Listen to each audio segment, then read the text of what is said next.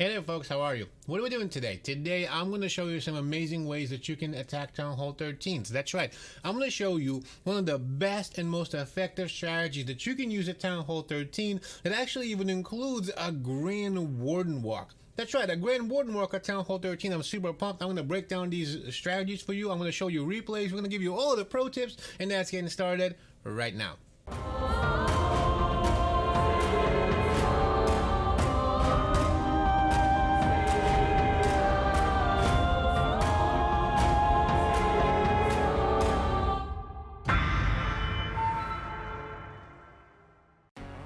Good morning, good afternoon, and good evening, ladies and gentlemen. My name is Captain Nemo. Welcome to another video. Today, Town Hall 13, we're talking about some war strategies. That's right. I'm going to outline the best way that you can attack Town Hall 13s. Honestly, this is a super OP attack. We're going to give you two different replays. There's going to be a variation of both, and both of these attacks are going to show you on the most amazing Grand Warden walk. I mean, who doesn't use the Grand Warden walk nowadays?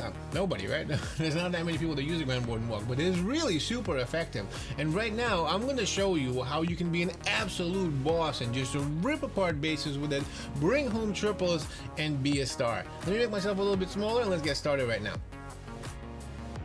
Here we are. Both of these attacks are actually going to be from somebody named Halo Blade. This guy or girl is really amazing at making these hits, so let's see how we do it. This first variation is actually going to include two jumps versus the earthquakes. In the second video, we're going to look at the earthquakes. This attack is super OP. This is like a Yeti Smash type of an attack.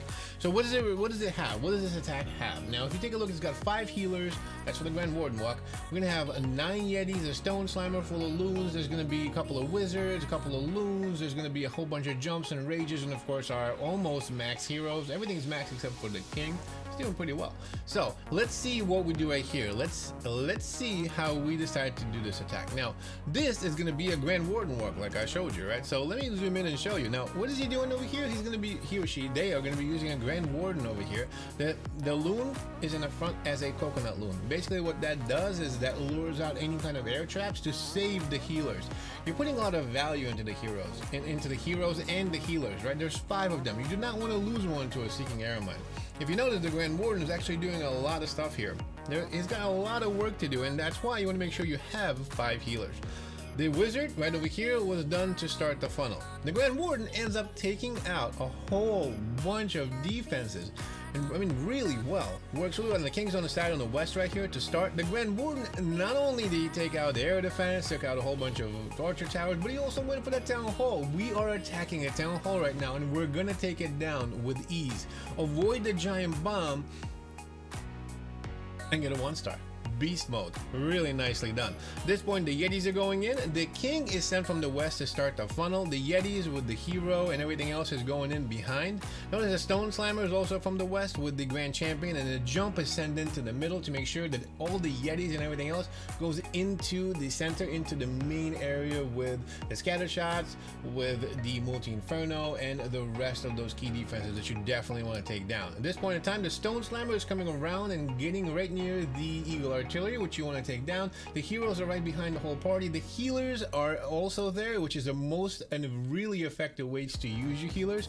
You want to make sure that they're behind the entire party because they're going to choose what they want to heal, what needs healing the most. That is the most effective way to use them. At this point in time, if you notice, the heroes are doing really well. The Yetis are still basically full. They're literally almost full. The Royal Champion is a complete beast. She took down the second Multi-Inferno. And he's going around the other side of the base, to the east, and just basically cleaning it up. At this point in time, though, the west is done as well. You got the heroes, you got the queen that's actually going to be doing the popping and making sure that she gets to that last Multi-Inferno, while the Yetis and everything else cleans everything behind.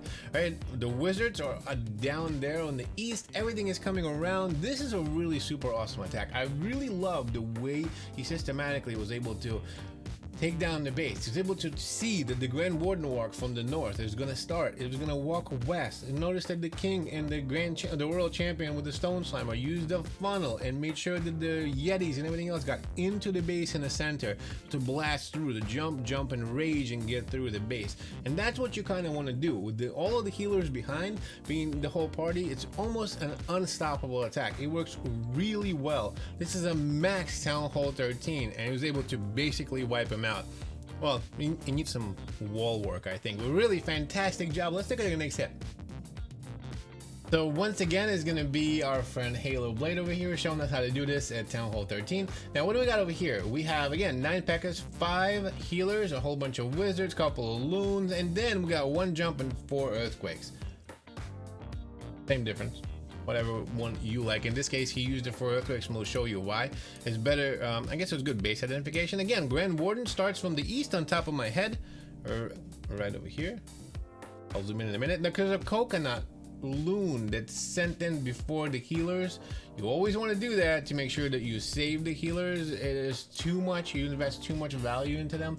You want to make sure that you save them by doing the coconut loop, and that's exactly what's happening here. Earthquakes down the center to open up this part of the base and give him access into basically everything that he needs access to.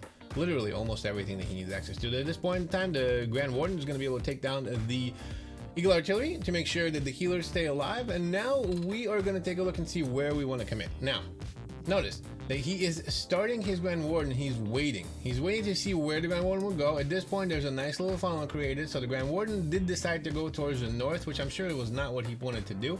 The Yeti and the king are there to start the funnel and make sure that that breaks this little part right here, so he can send in all of his Yetis and the rest of the army straight into the base with the jump, right? You want to make sure that you get into this part of the base. So all of the Yetis right on top of my head, the queen, the heroes, and everything else is going to go right behind with the healers and everything. So make sure that everything is going into the base, everything is healed and getting into the center, and that's actually exactly what is happening. The Stone Slimer is sending his reinforcements along with the royal champion from the side, just like in the last attack.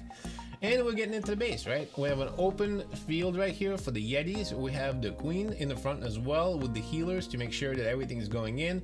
And everything is rage. At this point, he's got 1 more rage spell left, a couple of wizards for cleanup, and the king is still going really strong. So is the queen. The healers are making sure they're keeping the Yetis alive against the scatter shots, against the multi-infernos, against the inferno in the town hall, which by the way is going to be taken down in a minute, and the most importantly, against the Eagle Artillery, which is still alive and raining on his troops, but it does not matter. Everything is coming from the side. As you notice, this is what he's doing. He's creating a nice funnel this way, a nice funnel this way. He's punching everything into the base, and then at the end of the day, everything's coming around and centering and killing the center of the base and going around the outside. So what do we have left? We have a scatter shot. We have 2 cannons, Tesla, things like that. It's not gonna stand. This base is not gonna stand. Like there's what, 5 Yetis left? 5 Yetis with the healers and the Grand Warden behind, a couple of wizards. We're good to go. Clean up and we're done. This is a really fantastic way to attack at Town Hall 13. What do you have to do? In this case, he decides to use a good base identification. Start the Grand Warden walk because it's better than the Queen walk. Why? Because the Grand Warden can reach a lot more. It doesn't need, it doesn't need to kind of go against jump against the walls and all that stuff. Just requires a little bit of funnel to make sure that the Grand Warden goes the right way, and then you want to make sure that all of your troops meet in the center with the healers behind. This is a fantastic way to triple at Town Hall 13. Beastly attack. I love the fact that he starts with the Grand Warden walk on both of these. Really nice work. I'm definitely going to be trying that on my Town Hall 13 as soon as I'm done with the video. I hope you do as well. Ladies and gentlemen, I just showed you 2 different ways that you can absolutely rip apart and crush bases at Town Hall 13 with a P.E.K.K.A. Smash and of course with the Grand Warden walk. Really nicely done by Halo Blade. Really nice work. I hope you enjoyed this video. I hope you learned something from it. I hope this attack strategy brings you a whole bunch of triples. Make sure that you win in war and make sure you're an absolute war beast. If you enjoyed this video, make sure to smash that like button, subscribe if you haven't already, folks. I got a lot more stuff like that coming for you. Make sure you stay tuned for that and check out this video right here. This is a really cool one, and I'll see you there.